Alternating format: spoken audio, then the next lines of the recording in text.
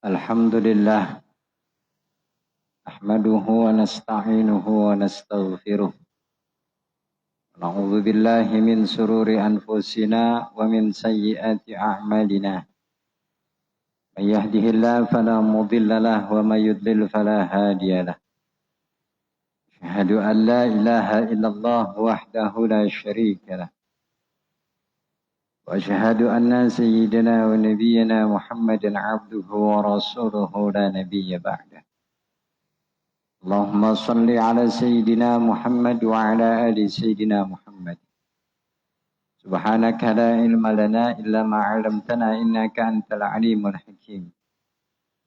Wa qur rabbi shrah li sadri wa yassir li amri wahlul 'uqdatam min lisani yafqahu qawli. Sama kita hormati dan kita muliakan segenap DKM Masjid Raya Baitul Ma'mur. Akhina fillah Al-Ustadz Rahmat Hafizullah, Sarjana Sosial Islam beserta jajarannya, yang mohon maaf tidak dapat saya sebutkan satu persatu. Senantiasa para DKM yang mengurus masjid ini diberikan keberkahan umur, sehat lahiriah batiniah. Juga yang sama kita hormati orang tua kita bersama ayahanda Bapak Haji Jumin. Senantiasa diberkahi usianya, sehat lahiriah batiniahnya. Juga untuk jamaah Majelis Ta'lim Lailatus Sabtu, Majelis malam Sabtu, yang tidak saya sebutkan satu-satu, para tokoh masyarakat, para orang tua.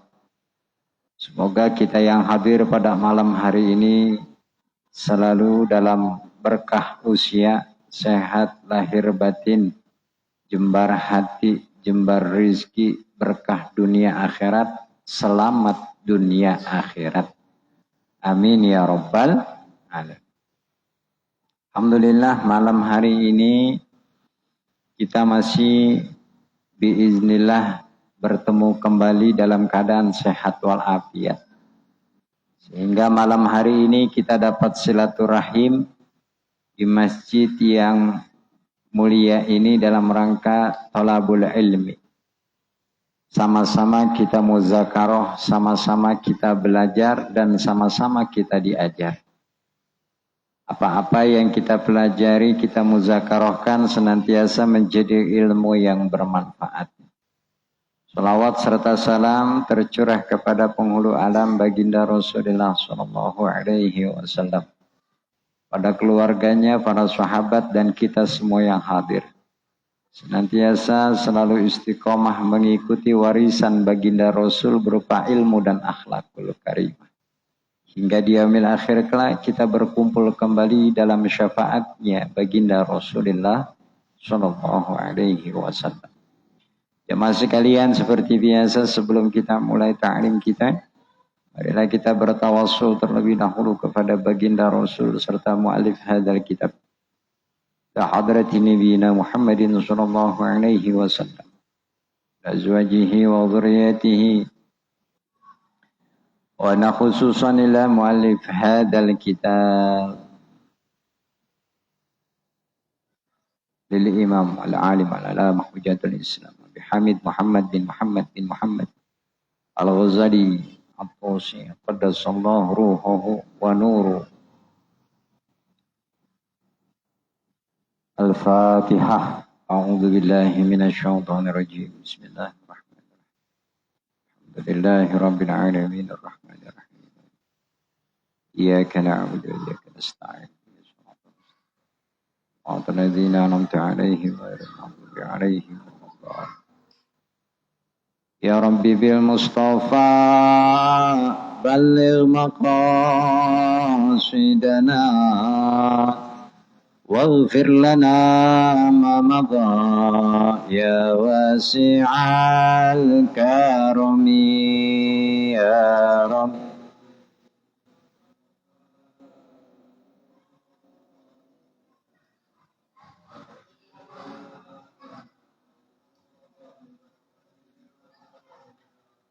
Ibadallah, rijalallah, aghifuna li ajlillah. وكونوا عوننا في الله عسى نحظى بفضل الله.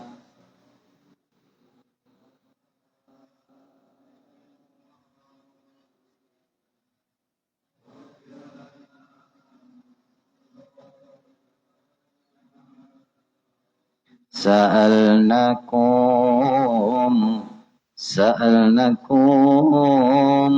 ولزلفى رجوناكم وفي أمر قصدناكم فشدوا عزمكم لله يا رب.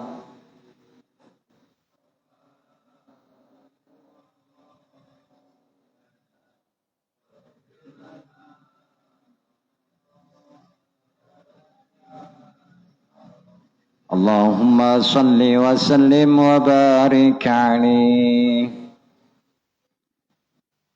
Jamaah sekalian, pertemuan lalu kita masih terkait dengan bab wudu. Masih terkait adabul wudu.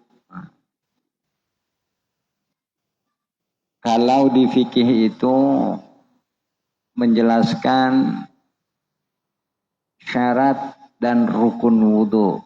Nah, kalau fikih lebih menekankan ke situ. Tapi kalau di dalam Bidayatul Hidayah ini menekankan lebih pada tatanan atau adab yang dianjurkan di dalam berwudu. Nah, bedanya di situ. Terus sekarang itu kan di Dumai itu lagi rame sindir-sindiran. Lebih utama adab apa ilmu? Ilmu dulu apa adab dulu? Ya Pak ya? Sindir-sindiran nih. Ini tak ubahnya pertanyaan sama seperti ayam dulu apa telur dulu. Ya Pak. Gitu. Jadi adab dan ilmu ini bergandengan. Ya Pak, enggak ada bahasa lebih utama. Gitu. Bergandengan Pak. Adab yang harus disertai ilmu, ilmu yang harus disertai adab. Enggak bisa dipisah Pak. Gitu. Adab bagian ilmu, ilmu bagian adab. Bagaimana mau beradab kalau nggak ada ilmunya? Kan gitu. Ya Pak ya. Sebaliknya orang berilmu tanpa adab juga nggak elok. Gitu. Jadi lebih utama mana? Ya dua-duanya utama. Ya Pak ya. Kadang yang bikin sindiran-sindiran di medsos itu nggak sadar. Gitu. Ketika ditanya sudah beradab belum Anda? Kan gitu. Ya. Maka jadikan medsos itu bukan untuk saling sindir, untuk mengoreksi orang lain, gitu ya Pak. Tapi jadikan koreksi lebih mendalam kepada diri sendiri. Medsos ini sedikit ngeri-ngeri sedep. Kalau kita nggak jeli, kita nggak cerdas Pak, kadang digoreng kita. Nah, termakan fitnah, termakan hoax dan seterusnya. Maka ketika lihat berita-berita di medsos, gitu Pak ya, nah, jangan langsung menaamkan, pikir dulu, dipikir. Guna manfaatnya apa kita komentar yang berlebih? Guna manfaatnya apa? Dampak positifnya apa? Dampak negatifnya apa? Gitu Pak ya. Maka terbaik kalau dalam tasawuf itu Pak ada istilah lebih banyak mengintrospeksi diri, muhasabah diri, ya Pak ya, muhasabah diri. Karena kita ngurusin diri kita aja Pak keleleran, apalagi mau ngurusin orang lain, gitu, ya Pak. Apalagi yang nggak ada urusan sama kita. Maka adab dan ilmu ini menjadi satu kesatuan yang harus menjadi satu komponen pada diri setiap insan yang beriman. Jangan dipisah ya Pak. Jadi kalau ada yang nanya adab lebih utama sama ilmu, apa adab duluan apa ilmu duluan? Ya Pak. Kalau ada yang bertanya begitu, sama juga dengan ayam dulu apa telur dulu. Gitu. Nah, jadi di dalam kitab Bidayatul Hidayah ini, Tuan Syekh Imam Ghazali menuangkan, mengajarkan kita berdasarkan sumber-sumber dari ulama terdahulu sampai dengan ke baginda Rasulullah Shallallahu Alaihi Wasallam. Kemarin kita sampai dengan membahas soal adab berkumur. Ya. Dari cuci tangan sampai pergelangan tangan. Lalu kemudian juga kemarin membahas tentang adab berkumur. Kumur dalam wudhu maksudnya Pak. Kumur dalam wudhu. Jadi ketika dalam kumur itu adabnya ialah dia bukan sekedar air dimasukin, bukan seperti itu ya Pak. Adab berkumur dalam wudhu. Tapi air itu diambil lalu kemudian dimasukin di mulut dan dikumur-kumur terlebih dahulu. Ya. Ambil Allahumma a'inni ala tilawati kitabika wa kathratil zikrika. Nah, sambil doa itu. Allahumma a'inni ala tilawati kitabika. Ya Allah, biasain ini saya punya mulut untuk baca kitabmu. Wa kathratil zikrika. Tumanin ini mulut untuk zikir kepadamu. Nah gitu. Kalau bahasa Betawinya Pak. Ya. Tumanin ya Allah nih mulut biar zikir kepadamu. Jadi kalau udah biasa tuman Pak, lagi bengongnya juga ini zikir gitu. Memang zikir itu ada yang diawali dengan lisan. Nanti ada juga zikir hati. Ada juga dengan diamnya dia berzikir Pak. Cuman tingkatan diamnya dia itu berzikir butuh proses. Prosesnya dari mana? Tadi tumanin kita punya mulut biasain berzikir. Nanti kalau mulut udah biasa turun ke hati. Hati berzikir. Ketika ini udah tuman antara mulut dan hati. Gitu Pak ya. Nanti diamnya pun zikir.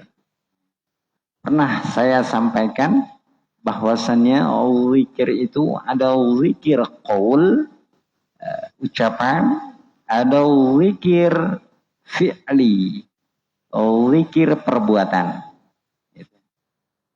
Kayak kita nih kumpul di sini nih. Ya. Ini zikir pikiran, zikir mata, zikir telinga. Kok bisa? Ya konsentrasi. Kita sama-sama mendengarkan kajian. Itu bagian zikir Pak. Jadi zikir itu bukan cuma la ilaha illallah. Bukan hanya itu. Ini namakan zikir itu kalau muncak Sunda teh eling. Eling.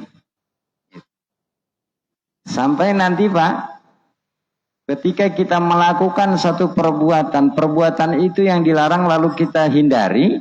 Itu bagian zikir Pak.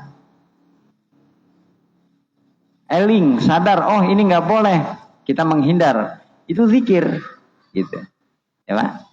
Jadi zikir itu nggak mesti subhanallah, ya, nggak mesti Allahu Akbar, nggak mesti kalimat-kalimat thayyibah. Setiap perbuatan-perbuatan yang sifatnya baik itu disebut dengan zikir af'al.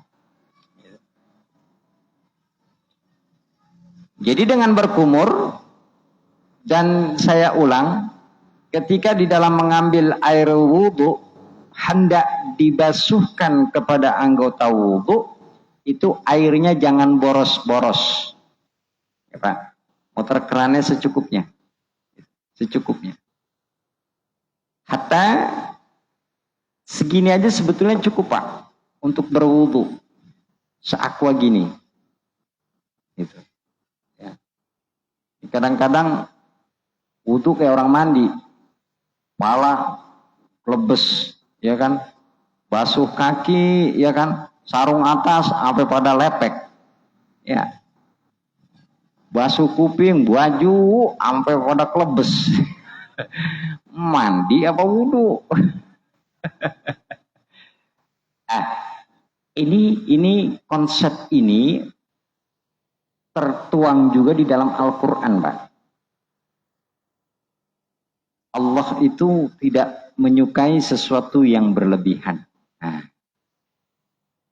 maka apapun bentuknya yang sifatnya overdosis, overload, berlebihan, itu perbuatan yang tidak disukai oleh Allah. Makan Pak, makan.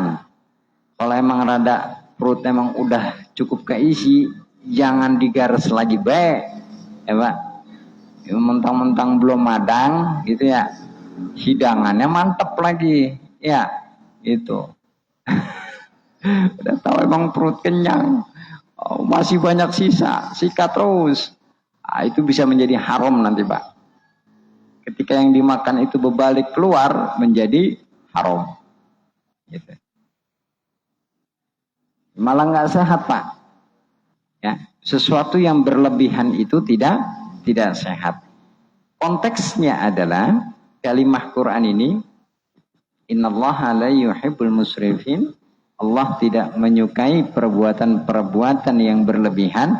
Semua bentuk aktivitas kita, semua bentuk aktivitas kita jangan sampai berlebihan, sesuai dengan takaran. Itu kemarin sampai situ ya Pak. Jadi kumur bukan ngambil air dimasukin lalu dilepeh, masukin dilepeh, tapi betul-betul dikumur. Kemarin juga sudah disampaikan bahwasannya secara syariat wudhu itu salah satunya adalah berkumur secara syariatnya, secara hakikinya ialah jaga kita punya lisan setiap waktu. Ya Pak. Pertemuan lalu juga sudah disampaikan, jangan sampai kita kentut wudhu, ya, tapi lisannya nggak dijaga Pak. Kentut ini namanya nggak dawam wudhu, pipis wudhu, kentut wudhu, kecolek sama bukan mahram wudhu, gitu ya. Tapi lisannya nggak dijaga, matanya nggak dijaga, gitu Pak. Ya, pikirannya nggak dijaga, ya Pak. Nah, itu ya memang secara syariat sah wudhunya. Tapi pernah saya sampaikan bahwa hukum ini ada syariat, ada hakikat, gitu Pak. Jadi nggak cukup kita ibadah secara syariat saja, tapi kita juga harus pahami secara hakiki. Karena baginda Rasul itu, ya Pak, menyampaikan syariatnya itu sebagai gerbang menuju hakikat, gitu Pak. Sama Rasul itu nggak dibuka secara utuh, gitu Pak. Cuma dikasih simbol-simbol. Ya. Kayak shollu kama ra'aitumuni usolli. Sholatlah kalian sebagaimana kalian melihat aku sholat. Gitu. Kayak apa sih Rasul sholatnya itu? Kita kan tidak sejaman. Kita nggak tahu. Dapat kita pelajari cara sholat Rasul lewat ngaji. Karena tertulisnya. Secara hakikatnya sholat Rasul itu kemana arahnya? Oh ternyata bukan cukup hanya sampai digerakkan saja. Bukan hanya mengerjakan sewaktu-waktu subuh, zuhur, asar, maghrib, isya. Bukan sebatas itu. Bahkan Al-Quran sampaikan ada yang disebut dengan sholat daimun. Sholat terus menerus. Sholat terus menerus bukan berarti ruku terus, bukan. Bukan berarti sujud terus, bukan. Yang dikatakan sholat daim adalah sholatnya itu ada asarnya buat dirinya setelah melakukan sholat sebagaimana ia sholat. Contoh gini Pak, lagi sholat kan kita berusaha khusyuk. Meskipun Pak kita bohong, ya bohong kalau nggak ada pikiran lagi sholat. Pasti pikiran mah ada. Tapi berjuang untuk khusyuk aja sudah bagus Pak, ya kan? Sholat pikiran, leasing udah emang wayahnya, tagihan, ya kan? Listrik udah natnut mulu di rumah, ya Pak. Anak daftar ulang sekolah, ya. Bayaran nunggak belum bayar-bayar, akan kepikiran tuh, gitu. Tapi persoalannya ialah, tapi kita tetap berusaha khusyuk. Nggak ada Pak orang lagi sholat, lagi sedekap gitu ya. Dia berlaku yang aneh-aneh, nggak ada. Walaupun pikiran kemana-mana, dia tetap berusaha khusyuk. Lalu implikasinya setelah sholat bagaimana? Ya lakukan kegiatan sehari-hari kita seperti kita sedang khusyuk. Khusyuk itu fokus gitu. Fokusnya bagaimana? Fokus kepada aturan-aturan Allah Subhanahu wa Ta'ala.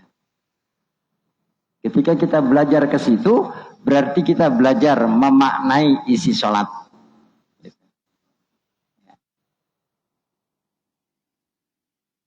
Itu Pak. Jadi secara syariat berkumur 3 kali.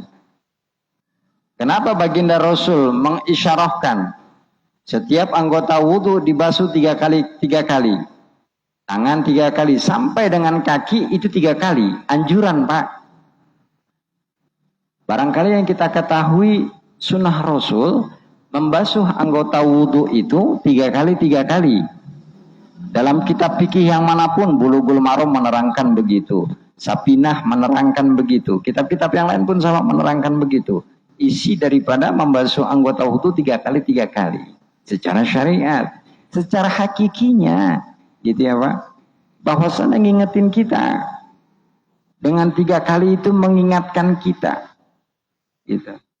Mengingatkan bahwasannya sesuatu kebaikan itu harus diulang-ulang.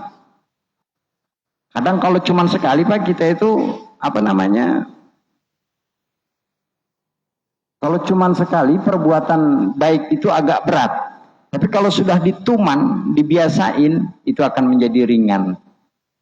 Ya Pak. Selain daripada itu, kenapa? 3 kali, kalau disandarkan kepada dalil, innallaha yuhibbul witron. Allah itu menyukai yang ganjil-ganjil. Nah gitu, secara syariat. Tapi secara hakiki, di balik itu ada makna tersirat, ya, pekerjaan yang dilakukan berulang-ulang, terkhusus terkait dengan membasuh anggota wudhu. Kita lanjutkan.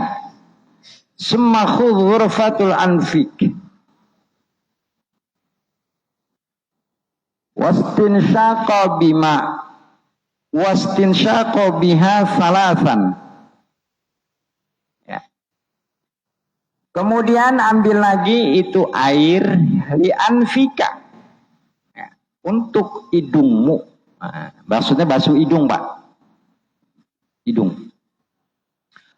Wastinsyaku biha, dan lakukanlah istinsyak. Ya, meskipun ini melakukan istinsyak itu bukan satu masuk rukun, ya Pak ya. Dan membasuh hidung sendiri kan tidak masuk kepada rukun wudhu.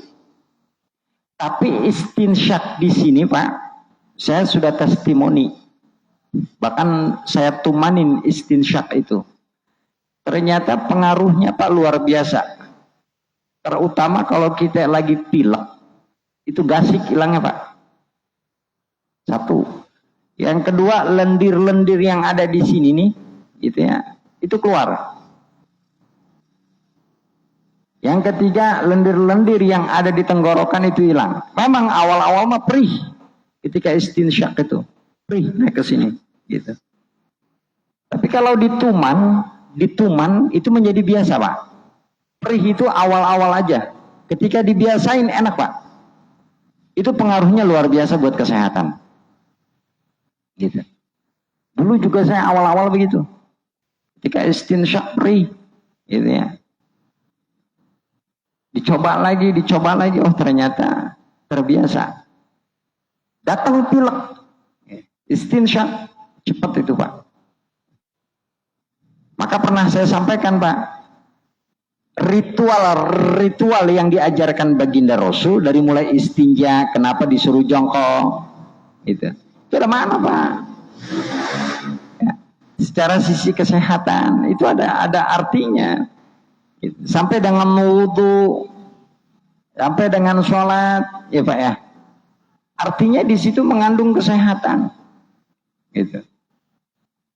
Sebelum ada ilmu kedokteran di zaman sekarang, ya Pak. Gitu. Dengan cara-cara melakukan ritual ibadah yang tepat sesuai dengan ajaran baginda Rasul, ternyata tersirat di dalamnya untuk kesehatan manusia. Cuma terkadang kadang kita ngambilnya udah wudu udah sholat udah baca Quran udah, ya segitu juga bagus gitu ya Pak. Tapi ternyata di situ ada pesan tersirat. Setiap ritual ibadah itu selain memang kita melaksanakan syariat agama, di dalamnya itu banyak hikmah yang dapat kita rasakan ya Pak. Wastinsyak biha salatan. Ambil air, masukkan ke dalam hidung, lalu kemudian lakukan istinsyak. Ya. Jadi ambil air, masukin, dihirup. Ambil air, nah dihirup. Setelah itu baru disemprotin. Jadi dibilang ngebasuh hidung itu Pak, bukan yang ini. Kadang-kadang orang berwudu ambil air begitu sih dibasuh. Ini bukan hidung Pak. Yang dibasuh lubang hidung. Ya. Ada orang wudu kadang-kadang ngambil basuh hidungnya tuh ini yang dibasuh. Ya memang itu bagian itu. Cuman ketika nanti masuk ke rukun wudu itu kan salah satunya juga membasuh kaki. Ya Pak ya. Ini yang selama ini ada yang ngebasuh hidung bagian luar, itu sebetulnya bagian anggota muka Pak. Ini jidat. Tapi ketika sudah masuk ke rukun wudu membasuh muka, ini masuknya wajah. Wajah itu berarti meliputi jidat, hidung, mulut, dagu, sampai diikuti. Gitu Pak. Maka basuh hidung itu jangan dicomot-comot hidungnya. Tapi air masukin. Kalau istinsyak belum berani, minimal masukin. Bersihin. Ya. Sama dengan orang basuh kepala, Pak. Ini sering terjadi nih. Basuh kepala, yang dibasuh tidak. Salah. Yang namanya basuh kepala di atas ini, Pak, di atas jidat. Nah. Wayang sahu ba'dir raqsi. Bahasa fikihnya kan gitu. Membasuh sebahagian kepala. Nah ini tidak, bukan kepala. Ini katakan basuh kepala itu dimulai dari sini. Batian yang ada rambutnya. Orang Betawi menyebutnya batian. Batian batas. Baik ini paham juga orang dulu ya. Batiannya sini. Jadi ketika membasuh sebagian kepala, bukan yang ini yang dibasuh. Tuh sering terjadi lagi tuh Pak. Biasa. Membasuh sebagian kepala maksudnya rukun. Ya. Sama juga dengan basuh tangan. Tangan gitu-gitu doang. Rasa. Rukun wudu celah-celah sampai sikut. Kalau gini-gini doang ya nggak sah. Apalagi digerojokin doang gitu. Bangetan males.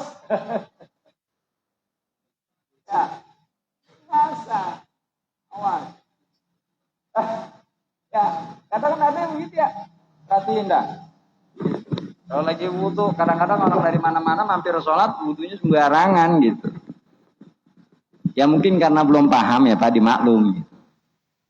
Tapi buat kita yang belajar, wudunya harus tertib. Yang dikatakan sebagian kepala mana, yang dikatakan membasuh hidung mana, gitu. Meskipun hidung itu sunnah Pak, nggak masuk rukun, gitu. Kalaupun yang tadi Pak, kita basuh cuma luarnya saja ya tetap sah, karena dia nggak masuk rukun. Kecuali yang rukun tadi, jabah, wajhun, muka, tangan, sebagian kepala, kaki. Kaki juga sama Pak, kadang-kadang diselonjorin begitu tuh. Ya, mata kakinya nggak kena, ujungnya doang, ini jari-jarinya. Nggak sah Pak. Ya, bangetan males wudunya begitu tuh. Ya. Sampain ke mata kaki gitu. Lebihin kalau perlu sampai betis. Gitu Pak ya. Orang air nggak beli ini kan gitu. Kenapa sih Pak? Islam itu mengatur kok kenapa sih harus sampai mata kaki? Kenapa sih harus sampai sikut? Kan gitu. Kenapa sih batasan-batasan kayak wajah itu batasan-batasan ditentukan gitu Pak? Ya. Nah, secara syariat itu kan menjadi sebuah tatanan di dalam melaksanakan ritual wudhu. Ya. Dan tentunya lagi-lagi berwudhu dengan aturan-aturan fikih yang diatur lewat hadis baginda Rasul, ajaran Rasul di dalamnya mengandung makna. Gitu Pak ya. Jadi supaya tertib. Balik lagi, adab dulu apa ilmu dulu? Satu paket Pak. Satu paket. Nggak bisa dibedain. Ya Pak. Jadi penting. Yang kedua.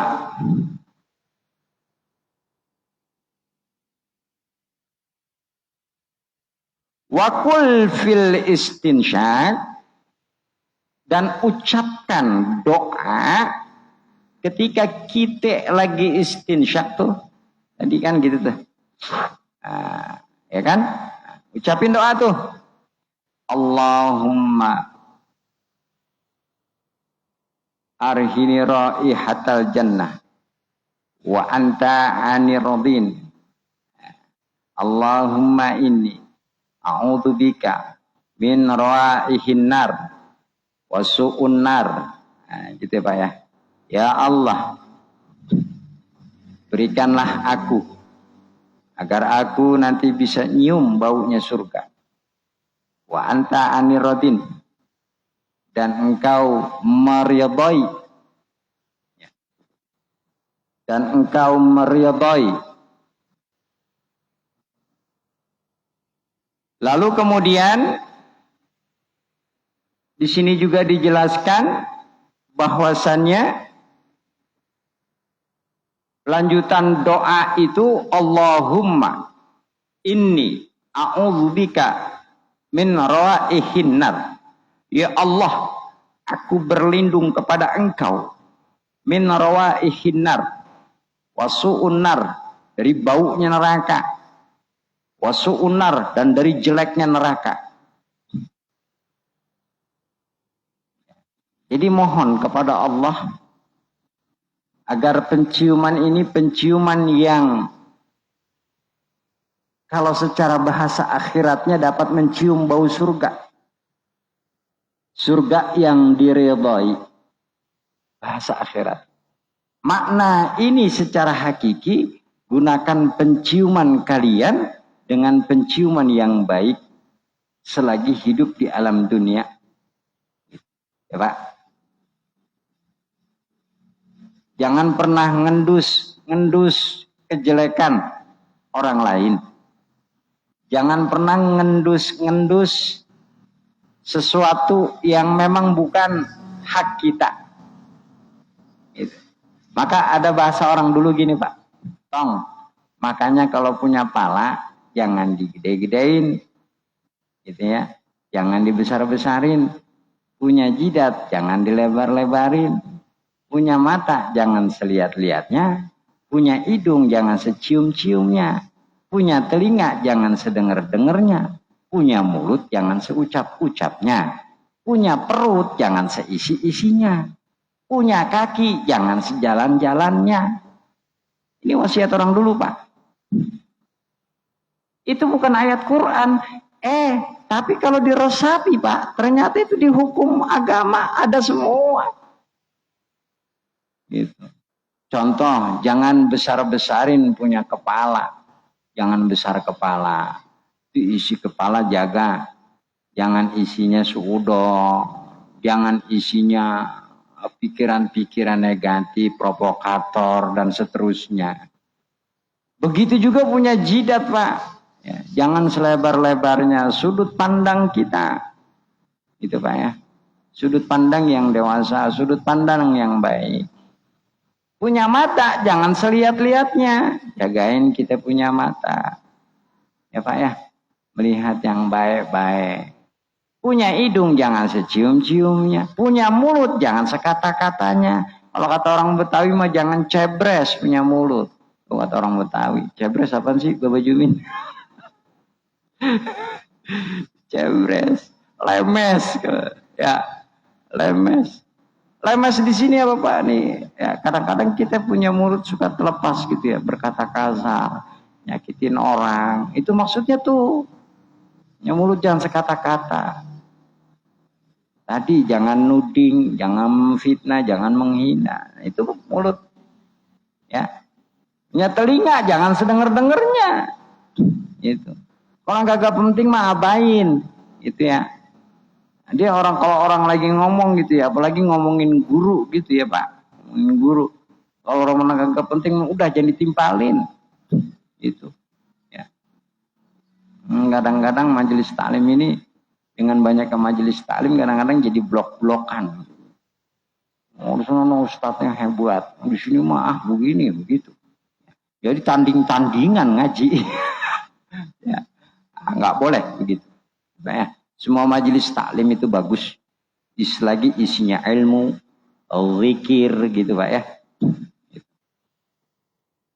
Punya telinga jangan sedenger-dengernya. Punya kaki jangan sejalan-jalannya.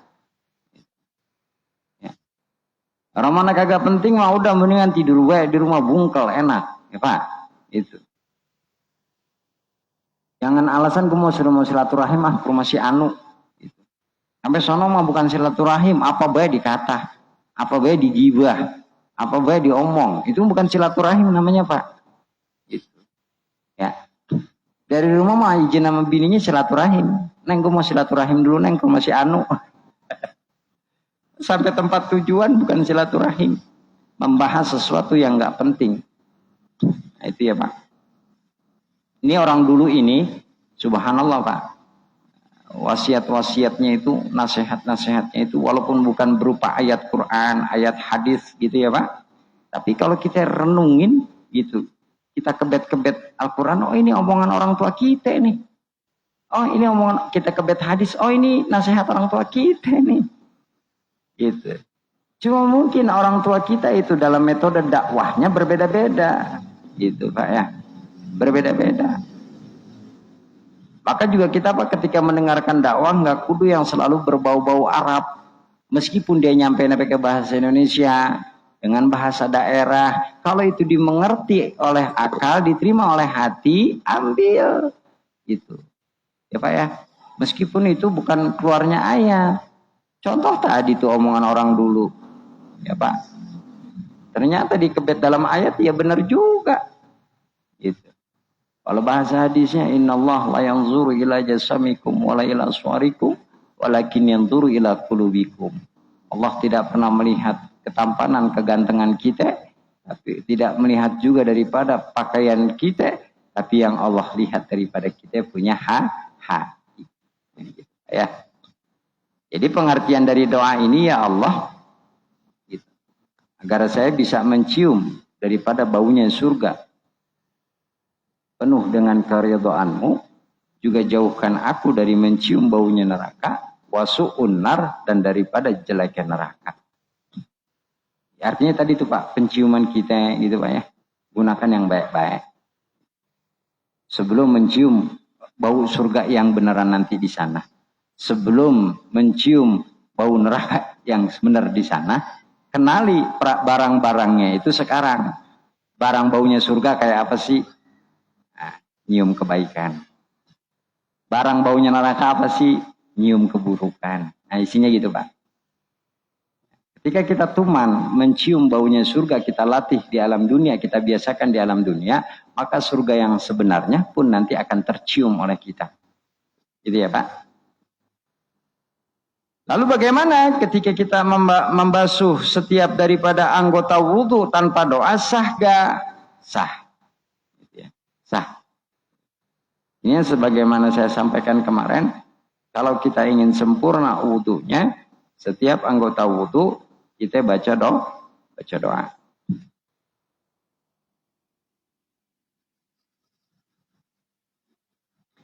Lalu kemudian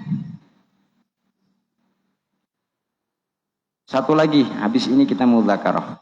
Tsumma khudh ghurfatu liwajhika faghsil biha min mubtada tastihul jabhah.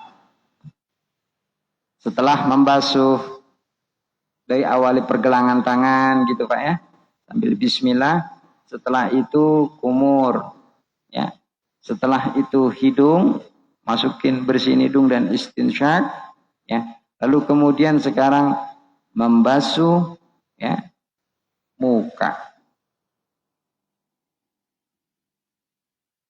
Faksil biha min mubtada istatihul jabhah. Maka basuhlah dengan air tersebut diawali daripada jidat. Jadi ketika kita membasuh muka, diawali jangan dari pipi ya Pak. Gitu. Jadi kita ambil air, lalu kemudian dari atas. Dari atas ke bawah.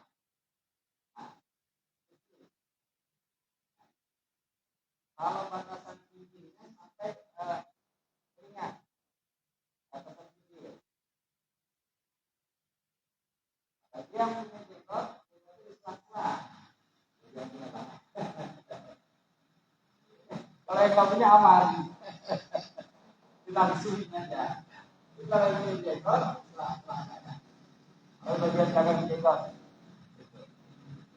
Kayaknya juga sering terjadi nih Pak. Orang wudhu masuk muka cuma begini.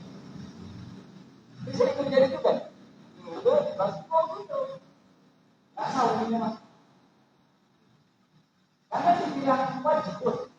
Wajibun itu di sini Tuan saya Ghazali menjelaskan diawali dari jabhah. Jabhah itu jidat dari atas ke bawah. Tadi yang sudah sampaikan bahwasanya bagian wajibun itu ya, dari jidat, pipi, hidung, mulut, mata ini, alis, itu bibir sampai dengan dagu itu bagian wajibun. Bagian wajibun. Jadi pastikan ketika membasuh wajibun, apalagi bagian rukun, pastikan itu semua terkena daripada air itu. Lidahnya ya, hidungnya ya, pipinya ya, kelopak matanya ya, alisnya, ya dagunya, sampai dengan bersentuhan telinga kita.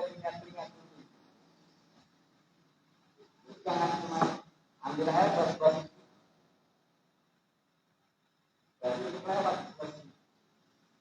maka dipastikan kalau itu tidak sah. Karena rukun. Kalau yang hidung tadi aman Pak. Hidung. Dia basuh hidungnya doang yang dicomot-comot juga sah masih. Karena nggak masuk rukun. Ya. Iya dicomot-comot gitu. Ambil air comot gitu. Nah, tapi kalau muka basuh wajhun ini nggak bisa begitu Pak. Karena masuk rukun.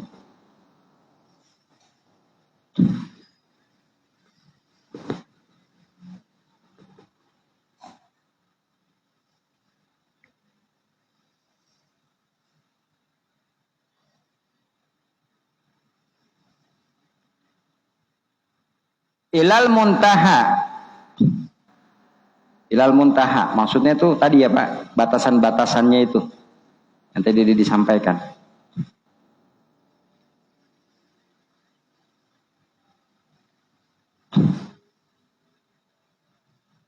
Alhamdulillah. Sebelum ditutup Pak, barangkali ada yang mau dimuzakarohkan, dipersilakan. 1 atau 2 pertanyaan. Ya.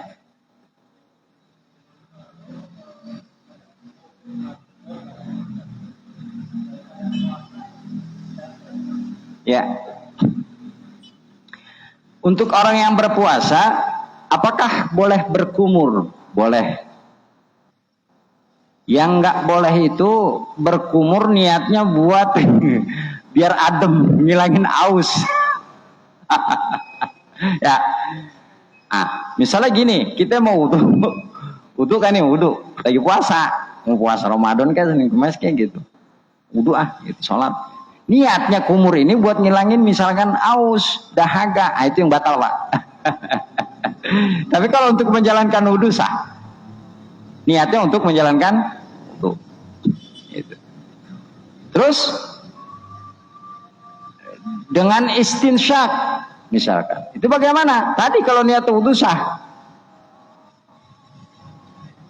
Yang membedakan ini niatnya ini karena memang tadi memanfaatkan situasi gitu, ya kan?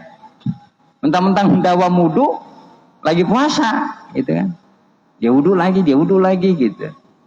Ternyata niatnya buat ngilangin dahaga, itu yang nggak tahu. Tapi kalau niatnya memang betul-betul untuk wudu, sah, ya Pak, sah.